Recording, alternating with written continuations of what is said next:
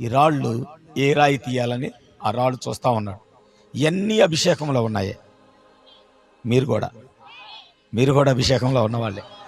తన పని నిమిత్తము ఎవరు వెళతారా అని ఆ రాళ్లను ఎడతా ఉంటే ఒక్కొక్క రాయి దావీదు చేతులకు వచ్చి నేను వెళ్తా, శత్రువుని చంపడానికి నేను వెళ్తా అని ఆయన చేతిలోకి వచ్చి జారిపోతున్నాయి అంట.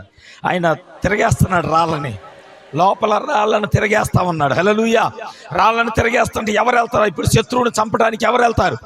శత్రువుని జయించడానికి ఎవరు వెళ్తారు? హల్లెలూయా. ఆయన లెక్కేస్తున్నాడంట. లోపల ప్రతి రాయి దావీదు చేతులు, దావీదా నన్ను పంపు, నేను వెళ్ళి ఆ శత్రువుని కొడతా, నేను వెళ్ళి ఆ శత్రువుని చంపుతా. కానీ లోపల ప్రవక్త చెబుతున్నాడు, దేవుడంట తన ప్రజల మీదకి వచ్చిన యుద్ధాలలో ఒక్క యుద్ధాన్ని కూడా పోగొట్టుకోలేదంట.